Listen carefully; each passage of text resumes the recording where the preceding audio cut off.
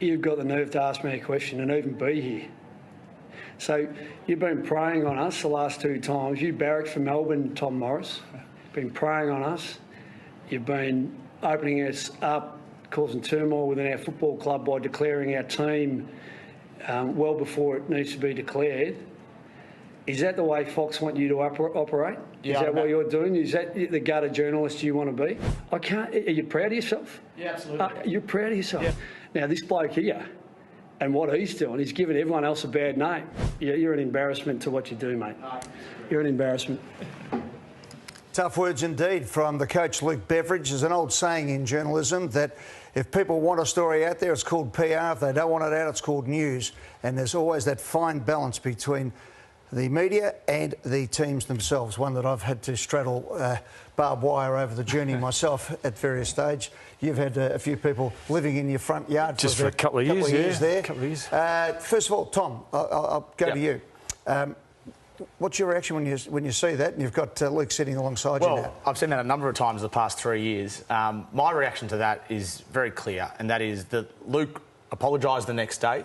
And any angst that may not have been felt between Luke and myself over the last 3 years hasn't been from my end. You mentioned it before already. There's been a lot of journalists that have copped it from coaches over the years. So I accepted that apology the next day. And I'm very keen to move on from that because I think there's a lot of other footy stories to talk about. I don't know how Luke feels, but there's no angst from me to Luke, put it that way. And there wasn't at the time either, to be fair. And even better was the chopper red moustache going there at that stage too. Did you look fearsome? I did. I was scared of it. Let's go back 3 years. I mean, clearly you had a burr under your saddle at that stage and something had really got under your skin. Clearly. Yeah, I mean, if I had my time back, I would have probably shaved that moustache off before the start of the season. Look, I think the detail, the lead up to that game, what happened and the tension, obviously, you know, that's evident in my voice there and my emotions. Look, that might come out one day, but I definitely didn't come on the show tonight to discuss that. At the time, I apologised quite broadly, actually. And it was a difficult time, you know, because there was a lot of things going on behind the scenes. There was a lot of things going on, and obviously, you know, with some history in regards to Tom. But I don't want to back over it. You know, we've moved on from it, and so, you know, I think you live and learn. You know, Bevo, can we move on? Can you and I move on so that we're not best friends, clearly, but can we have a professional relationship so I can come to your press conferences and report on the Western Bulldogs? Yeah, well, I mean, I know I tried to kick you out of that one, but yeah. I think that the important thing that as far as moving on goes is, like, you were, for me at the time, you were the antagonist, you know, because I hadn't done anything other than at that press conference, obviously fire up. Yeah. So letting you off for what led into that, you know, time heals all wounds, but we've still got it. We've still got that time in the future. It's not now. I don't think I've seen you since it. No, and that's been deliberate from my end as well, because I wanted to give it that time. But yeah, clearly we're never going to agree. We're going to actually probably, hopefully, agree to disagree on the lead up to that. So I just hope that we can have a professional relationship. Just people may not know. What was the story? Well, there were 2 stories in the lead-up. One was Ryan Gardner being dropped. But does it matter? I mean, this is what I'm saying. Like, tonight's not about that detail. No. You know, it's important that... I mean, it's the first time I've been on Channel 9, you know, probably, you know, since a couple of antagonists have moved over to Channel 7, to be honest. Yeah.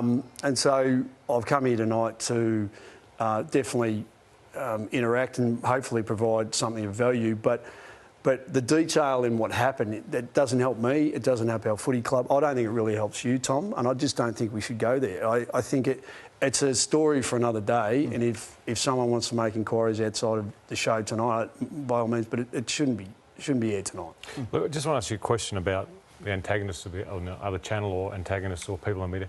Do you think they understand when some people talk about you or your coaching, the effect it has on you as a person? Well, I'm not sure. I think... Sorry, does it have an effect on you as a person? Obviously. Yeah, well, we as probably more senior coaches who are in the public eye a little bit more try to get our head around if they do understand how they keep doing it. Yep. You know, so... and there, you know, we probably put things in little boxes and we deal with them in our own, you know, particular way as far as not becoming emotive about it and moving on. And part of the process there is to develop that apathy towards the publicity that you do get, good, bad or otherwise. And the longer you're in it, the better you are at it. And that's where I've sort of been on record saying it's really difficult for the brand new coaches because they're not used to it. The drama of just losing one game and what that turns into these days. So that challenge never goes away. And yeah, you continue to work through it and hopefully it doesn't affect too many around you in an emotional way. And I think the skill of being in the public eye, being a coach, is being able to just not take it personally. I mean, it's very hard sometimes, but you just got to say, I'm not taking it personally and let it go, because if you don't, it affects the way you coach, it affects the way you react. Yeah, and I think sometimes the media departments have got to understand that when you have a press conference, the unwritten rule is you can ask whatever you like and you can respond whichever way you like, and that's it. But you open it up and it's the opportunity to have a full and frank discussion on matters. And that doesn't mean that if you want to blow up, you can come back. You can return serve. Yeah. And anyway, but you mightn't have the choice to come back when your club sacks you, though. Exactly, there's always that. Luke, I know we're not going to be close ever, but I appreciate you coming on tonight and speaking honestly about it. Good on Thanks. you.